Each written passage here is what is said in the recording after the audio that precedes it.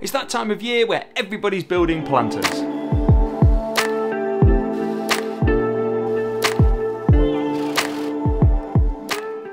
What's up woodworkers, Ben here, and today I'm going to be building a wooden planter with a built-in bench seat, and it's going to have a little secret as well. More on that later on. So I was talking with my wife and we really wanted that sleeper look, but the price of sleepers where I live is pretty high, and I figured I could get the same effect using tannalized 2x4 CLS material. For those of you who don't know, tannalized timber is treated to help protect it from the elements outside.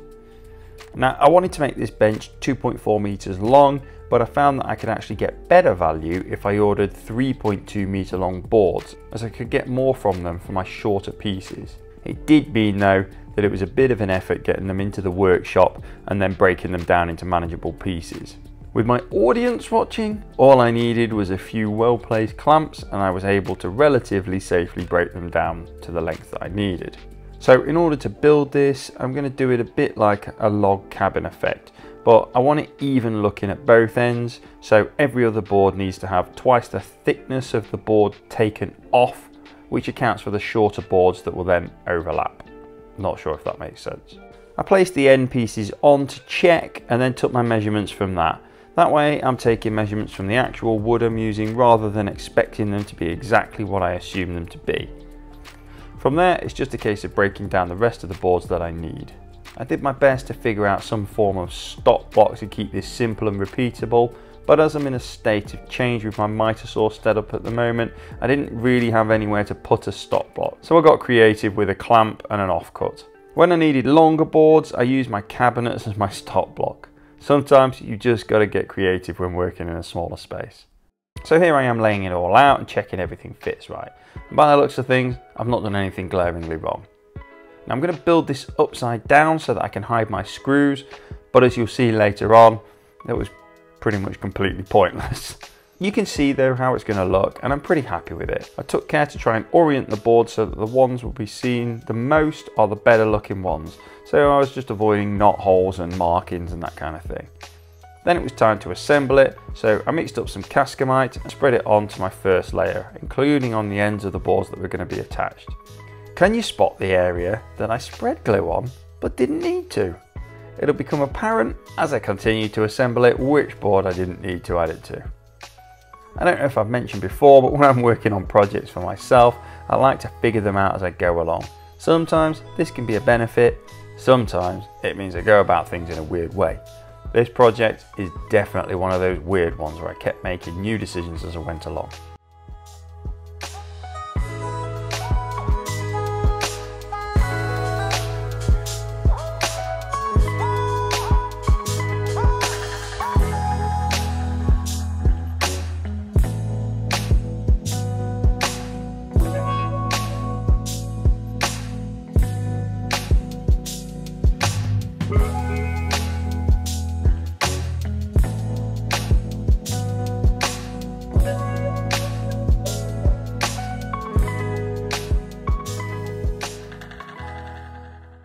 I designed this so that the planter section is 1 2x4 higher than the bench section.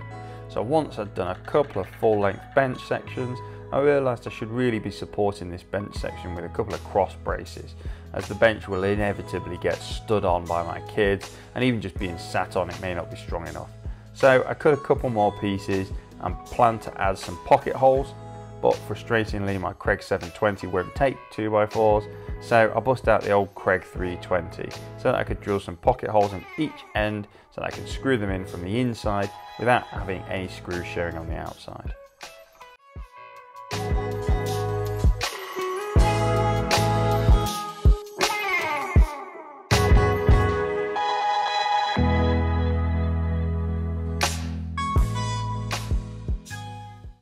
As I added each layer, I added another layer of glue and then screwed in a few exterior grade screws to tie it all together.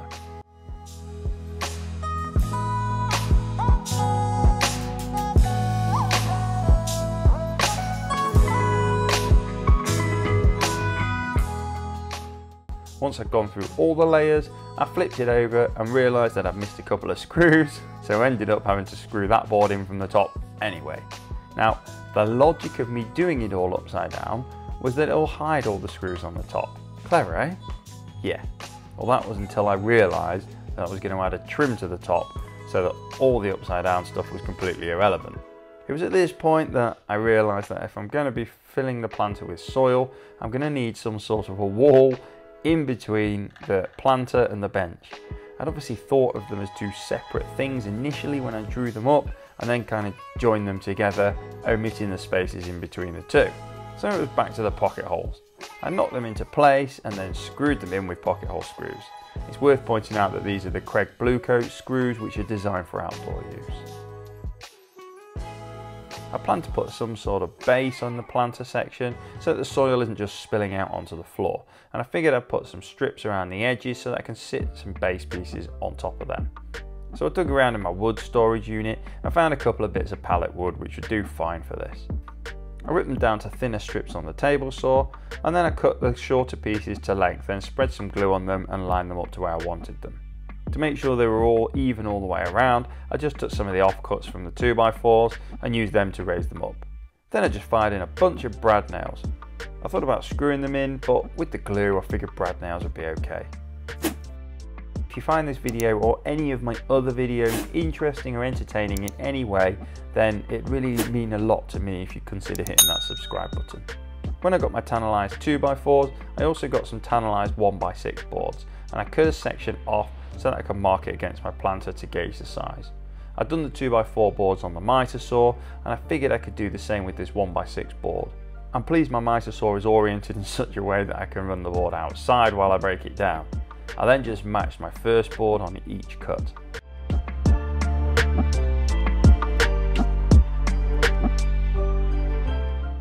Once I had them all cut, I placed them onto the rails I'd nailed in place and spread them out so that there's a gap between each board.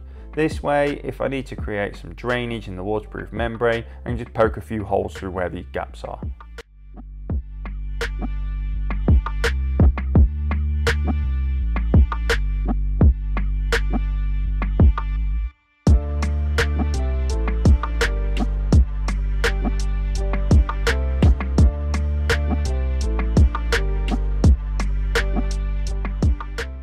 Then I just fired in a bunch of brad nails to hold them in place. I didn't bother with glue as the brad nails and the weight of the soil would be plenty to hold them in place.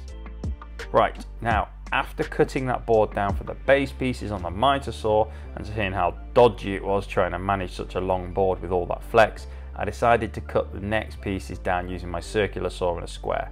This turned out not exactly to be much better, as I still needed some way to support the board once I made the cut, as I don't like to let it drop to the floor as it could bounce up or do some damage somewhere. So I got creative with my offcuts bin and a bunch of offcuts out of the bin, and what do you know? It worked! Kinda.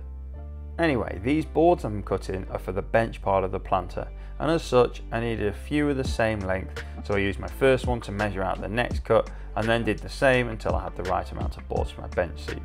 I used an offcut of plywood to create a gap between the boards and then laid them all out on the bench, which left a nice overhang on the sides. Once I was happy with this, I took the boards back to my workbench and used a bunch more plywood offcuts to lay everything out and then clamped them together to make it easier to work with. It was at this point I checked with my wife as to whether she was happy with the design, and she was really happy, but she did ask if I could make it a little more functional by making the bench top removable so that we could use it to store things. It would have been so much easier to just screw these boards straight into the bench itself, but it was a pretty good idea to use it as storage, so I reluctantly agreed, and now I've got to figure out how to make it all work. So I figured that I'd just make it so that the whole seat element just lifts off. So I laid out a piece of the board I'll be using as a brace piece across the width of the seat and made sure there was space for the edge 2x4s plus an overhang on each side, which gave me the placement for me to locate my first brace piece. I can then screw it in place underneath so there's no visible screws.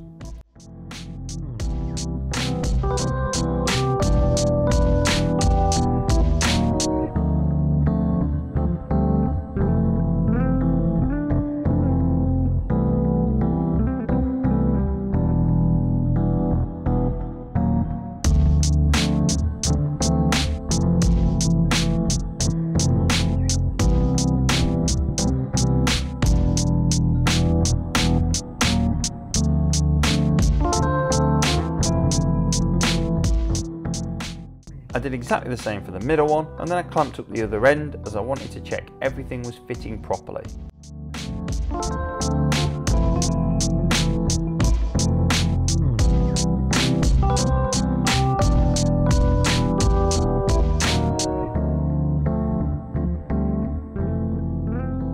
And for the most part it did, but I wasn't happy with the gap at the end closest to the planter, and I could see that it was slightly out from the brace piece underneath, but it still wasn't quite right, which is where I realised that my cross piece must either be slightly wonky or my bench isn't 100% square. Now you could argue that I'm being really picky here because it won't get noticed, but I wasn't happy with it and I had the means to fix it, so I decided I'd just cut a bit off the edge of one of the cross pieces to get it to fit. So out came the trusty old Evolution track saw, but just on one of these really handy little tracks, and I just took a little bit off the end of the support piece, which did the trick. After sorting the seat, I wanted to add some trim to the top of the planter just to finish off the look. So I cut down some more of the 1x6 board to length for the shorter side and one for the longer side. Then I ripped them in half on the table saw. It's important at this stage that I make sure that each piece is exactly the same width because I'm going to be cutting miters on the ends, and any discrepancy in width would throw off my miters. So I set my miter saw to 45 degrees and cut miters on the end of each of my 4 boards. Then I just slapped some glue on it and screwed the trim in place.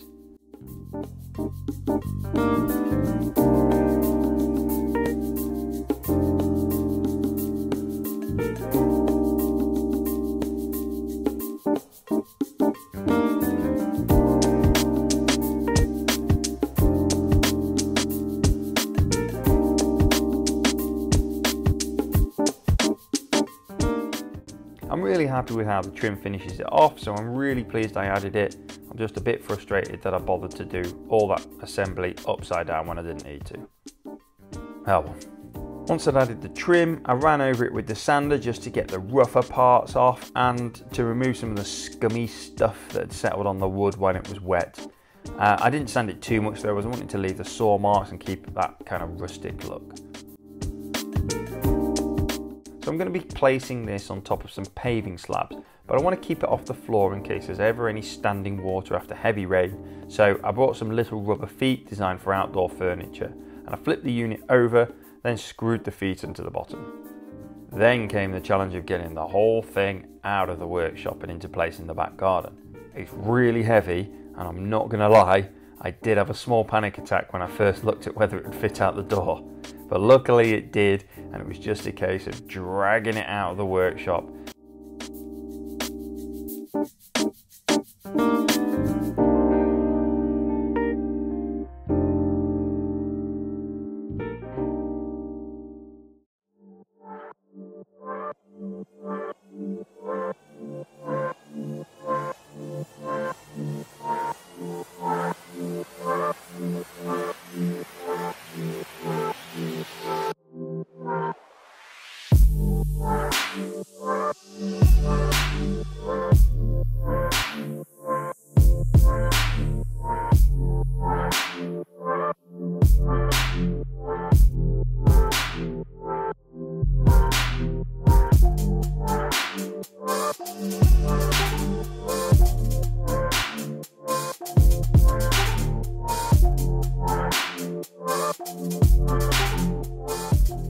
So all I need to do now is add some liner plastic and soil, but my wife's going to do all that, so I'm done. I'm just happy that this thing blocks out the crappy end of our garden.